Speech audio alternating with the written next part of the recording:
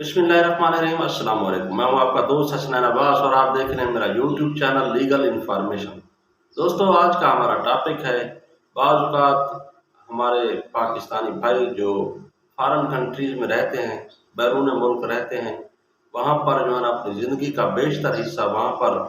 صرف کرتے ہیں، محنت مزدوری کرتے ہیں، اور بعد میں ان کا خیال آتا ہے کہ ہمیں جو ہے نا اپنے ملک میں کوئی پراپرٹی، کوئی اثاثے خریدنے چاہیے، کوئی کاروبار کرنا چاہیے،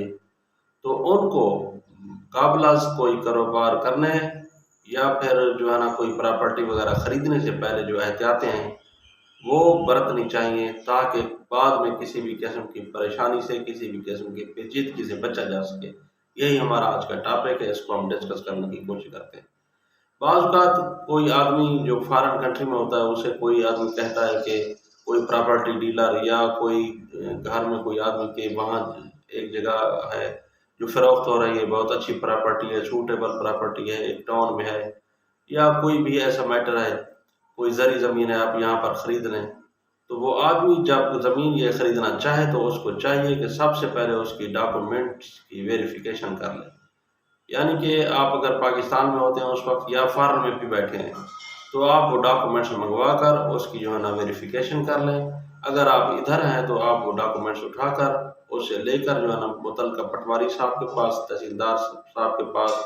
یا رجسٹرار صاحب کے پاس چلے جائیں، وہاں پر جا کر ان ڈاکومنٹس کی جو ہے نا مکمل طور پر ویریفیکیشن کرا لیں کہ یہ جو ڈاکومنٹس ہیں یہ صحیح ہیں، غلط ہیں، یا ان پر کوئی جو ہے نا کوئی سٹے وغیرہ کوئی کیس تو نہیں چل رہا۔ جب آپ یہ تسلی کر لیں تو اس کے بعد آپ جو ہے نا وہ موقع وزٹ کریں،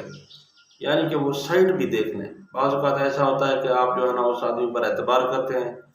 خواہ فارن میں بھی بیٹھے ہوتے ہیں یا ادھر پاکستان میں ہوتے ہیں، اس پر اعتبار کر لیتے ہیں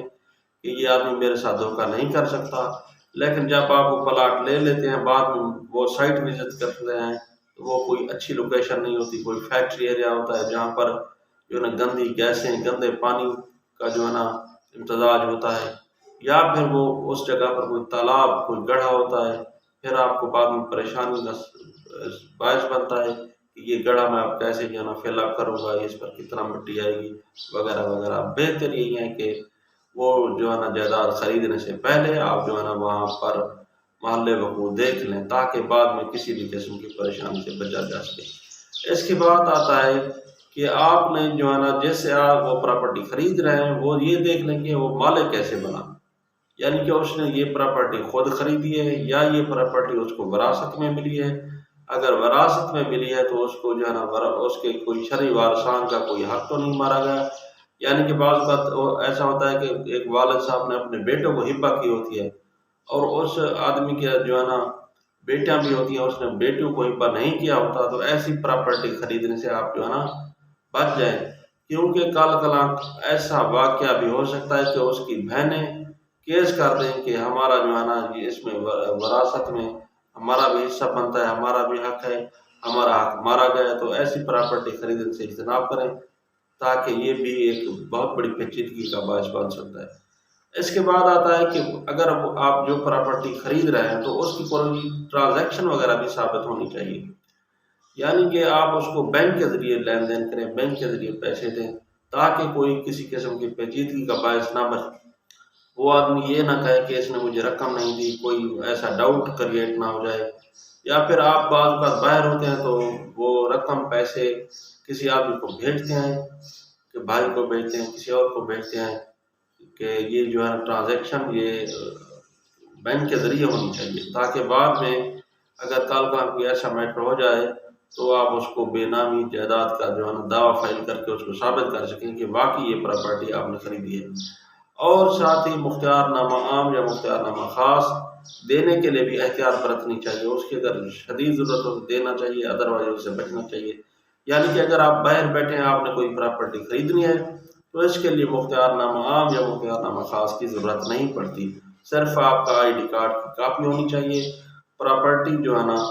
وہ آپ کا کوئی ادھر جو رشتہ دار وغیرہ جو خریدے گا وہ آپ کے نام لگوا دے گا۔ یعنی کہ اگر پراپرٹی سیل کرنی ہے تب تو آپ کو مختار نامہ عام یا مختار نامہ خاص اس کی ضرورت پڑتی ہے۔ اگر آپ پراپرٹی خرید رہے ہیں تو ایسی صورت میں کوئی جو ہے نا اس کی ضرورت نہیں پڑتی۔ ہاں البتہ آپ نے اگر کوئی پراپرٹی خریدنی ہے آپ یہاں جو ہے نا کسی اور کے آدمی کو کہتے ہیں کہ وہ خرید لے، آپ کا اس کے ساتھ اعتبار کا رشتہ ہوتا ہے، آپ کا بھائی ہوتا ہے یا کوئی اور ہوتا ہے، تو آپ وہ پراپرٹی خریدنے کے بعد اس کو کہیں کہ یہ اصل ڈاکومنٹس جو ہے نا یہ میرے گھر میں رکھ دیں، تاکہ کل کل کوئی ایسی پیچیدگی کا سبب نہ بنے۔ تو اگر وہ آدمی وہ ڈاکومنٹس آپ کے پاس رکھ دیتا ہے، اگر آپ نے وہ سیل کرنی ہے کہ کسی وقت تو وہ آپ ڈاکومنٹس آپ کے پاس ہوں گے، آپ وہ اٹھا کر اس سے کہیں کہ وہ سیل کر دے گا۔ ایسی صورتیں بھی دیکھی گئی ہیں کہ آپ جو پراپرٹی خریدتے ہیں، فرض کر لیتے ہیں آپ کا اپنے بھائی کے سے کہا، وہ خرید لیتا ہے، بعد میں اس کے دل میں کوئی شیطان جو ہے نا خلل ڈالتا ہے کہ آپ کے بھائی کے پاس تو بہت پیسہ ہے اور یہ پراپرٹی جو ہے نا یہ آپ نے جو خریدی ہے یہ آپ کی ہے، تو آپ جو ہے نا وہ کل کلاں وہ شدید جو ہے نا مسائل کا سامنا بھی بن سکتا ہے۔ ہر جگہ بھائی ایسے نہیں ہوتے، لیکن کہیں پر میٹر ایسا ہو جاتا ہے تو آپ کو ایسی احتیاط سے یہ تمام مراحل کرنے ہیں تاکہ آپ نے جو غیر ملک میں فارن میں جو ہے نا اپنی زندگی کا بیشتر حصہ جو ہے نا وہ صرف کیا، تو یہ آپ نے جو پراپرٹی وغیرہ اپنے بچوں کے لیے، اپنے کاروبار کے لیے، اپنے مستقبل کے لیے خریدی ہے، تو اس کو جو ہے نا احتیاط سے ضرور خریدیں، اور تاکہ جو ہے نا کل کو یہ کورٹس میں یہ معاملات چلتے چلتے آپ کی زندگی جو ہے نا اس معاملے میں پھر مزید برباد نہ ہو جائے۔ دوستو یہ تھا ہمارا آج کا ٹاپک کہ کوئی آدمی اگر فارن میں ہے یا خواہ پاکستان میں کیوں نہ ہے،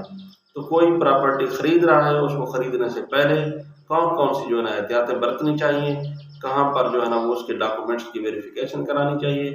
اور یہ ڈاکومنٹس کی ویریفیکیشن، یہ موقع دیکھنا وغیرہ کتنا اہم ہے۔ دوستو امید کرتا ہوں کہ میرا یہ آج کا ٹاپک آپ کو سمجھ آ گیا ہوگا۔ آپ اگر ابھی تک میرے چینل پر نئے ہیں تو میرے چینل کو سبسکرائب کر دیں،